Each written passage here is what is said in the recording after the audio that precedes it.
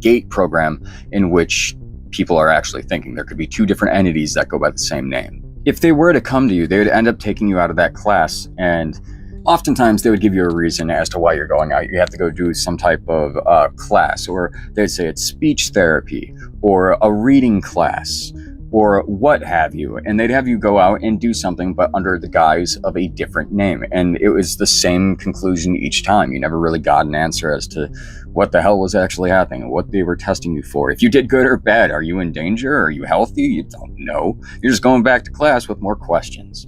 And the thing is that just because you were going to these classes for speech therapy or reading classes, there were kids who were reading at college levels in early elementary school.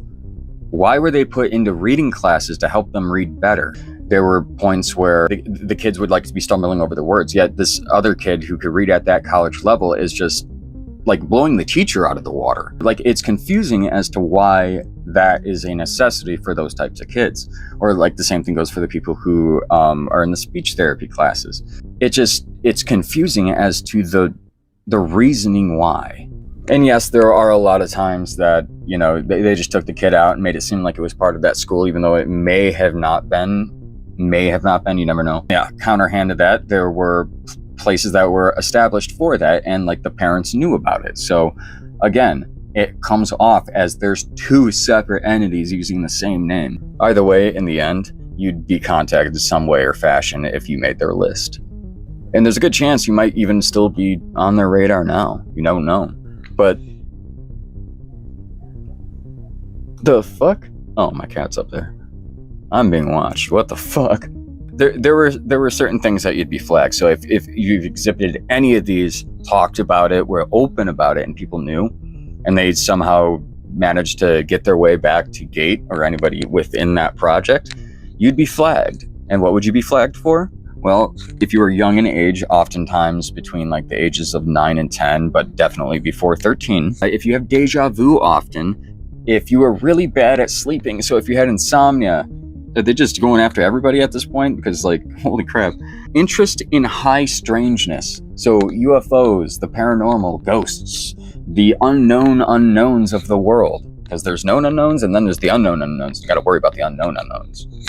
If you have a lot of migraines, well, and again, this would be for like kids and everything. Also, if you had a high IQ, not just if you were interested in UFOs, but also if you've seen UFOs or have claimed to see some type of paranormal entity. If you were a kid and you were very good at lucid dreaming and you did it often and you could remember in vivid detail your dreams. Can you do that? And the last weird one that I have on this list that would get you flagged for something is Heads Up 7-Up. I didn't see that one coming. I thought that was just a game. Man, if I had ESP, I would be going to the like blackjack tables all the time. There is a very concerning thing that has happened to a lot of people who were allegedly in GATE. I'm talking about the flashcard ones. There were apparently some after effects for a lot of people. And these were included, but were not limited to, organ failure, chronic illness, massive depression and anxiety, insomnia, memory loss, the overwhelming sense of fear for unknown reasons. Sorry, I'm reading off a list I have. Night terrors. You would end up getting hurt and developing facial scars. An NDE, which is a near experience, specifically when it comes to drowning.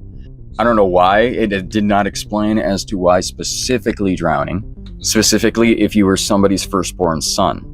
If you had a strong sense of moral justice and you always questioned authority, you'd get flagged. And then one that I kept coming across, which I've seen variations of it, and the other one is the bone one. Apparently, if you've never broken a bone, you get flagged, which seems a little weird. I've seen videos of people talking about how they were in it, but also had broken bones. Maybe that was something that was like taken out of their list of do's and do nots. Who knows?